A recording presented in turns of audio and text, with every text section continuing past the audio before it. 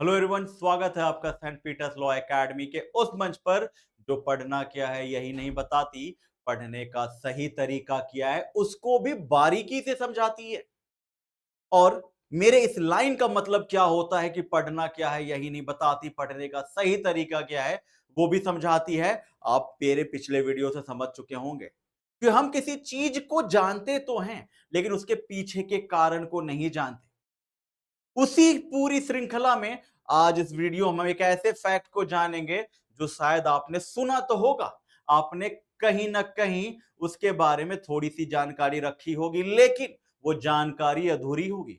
तो क्या है वो जानकारी और वो हमारे मॉडर्न इंडिया से ही रिलेटेड है, तो वो क्या है चलिए देखते हैं। तो आपने सुना होगा वेस्ट इंडीज के बारे में। वेस्ट इंडीज एक्चुअली कोई देश नहीं है, एक ग्रुप ऑफ आइलैंड है। लेकिन क्या आप कभी ये जानते हैं who discover West Indies and why we call him it is West Indies? What is the reason of naming और नॉमेनक्लेचर ऑफ वेस्ट इंडीज? क्या कारण है कि हम उसे वेस्ट इंडीज ही कहते हैं? क्या वजह है कि उसका नाम वेस्ट इंडीज ही पड़ा? और जिसने उसकी खोज की उसने उसका नाम वेस्ट इंडीज ही क्यों देना पड़ा? कोई तो वजह होगी इसकी, कोई तो कारण छुपा होगा इसका। और इसी सभी पहलुओं पर हम आज चर्चा करेंगे। भले ही वीडियो छोटी होगी लेकिन जानकारी बड़ी मोटी होगी। तो वो क्या है चलिए देखते हैं। तो आपको याद होगा, आपने हमारे पिछले वीडियोस में देखा होगा कि कैसे पुर्तगाल और स्पेन कैसे एक नए समुद्री मार्ग को ढूंढ रहे थे कि भैया कैसे पहुंचा जाए भारत। बहुत सुना है सोने की चिड़िया हैं और ये सोने की चिड़िया सोने का अंडा भी देती है।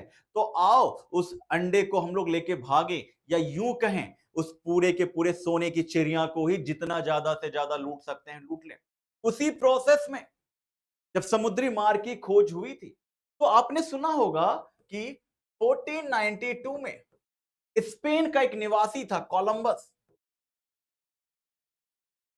कोलंबस कोलंबस निकला था भारत खोजने, पर उसे ना तो समुद्री मार्ग पता था ना ही उसे कोई रास्ता पता था। बस ये पता था कि हम ईस्ट में नहीं जा सकते हैं क्योंकि तुर्की का भी युद्ध चल रहा है कंसुतुनिया का, और यूरोप के बाजार भी आपस में प्रतिद्वंदी की तरह, कॉम्पिटिटर की तरह आपस में लड़कट मर रहे हैं। तो हमें समुद्री मार्ग ढूंढना होगा, इसलिए वो यहां से निकलता है वेस्ट के डायरेक्शन में। और एक धारणा थी यूरोपियंस की, इंडियंस आर ब्लैक, जो काला है वो भारतीय है।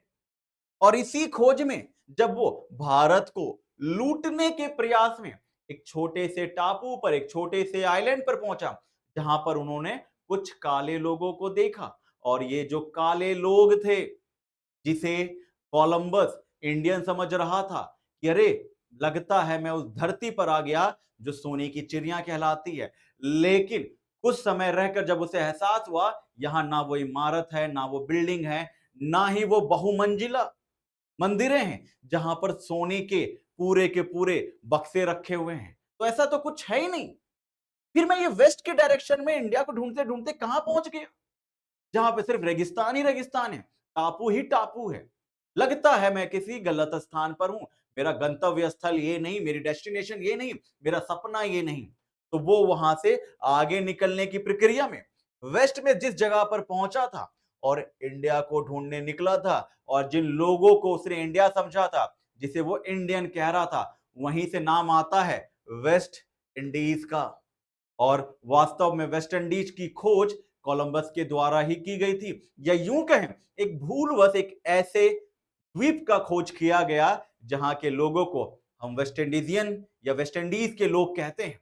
और इसके फाउंडर कोई और नहीं, कोलंबस ही थे। उसके बाद वो आगे बढ़ता है और 1492 में अमेरिका की खोज करता है, जो वास्तव में अमेरिका नहीं, उसे भी वो भारत ही समझ रहा था। इसलिए भारत के वहां पे अमेरिका में रेड इंडियंस भी कहा जाता है, और जिसके खोजकर्ता कोई और नहीं कोलंबस ही थे। आपने देखा कि अमेरिका हो या फिर वेस्ट इंडीज, या खास करके वेस्ट इंडीज, उसकी खोज नहीं बल्कि एक भूल थी, और उस भूलवश ही कोलंबस ने एक नई देश की खोज कर दी जो कि वेस्ट इंडीज के नाम से जाना जाता है। मुझे उम्मीद होगी ये नॉलेज, ये फैक्ट आपके अपने नॉलेज को इनहैंस करेगा और ब्रॉड करेगा। और ये चैनल आपके उसी नॉलेज की बढ़ोतरी में हमेशा तत्पर रहेगा और जुड़ा रहेगा। मुझे उम्मीद होगी ये चैनल और ये लेक्चर दोनों आपको पसंद आया होगा। जय हिंद, वंदे मातरम।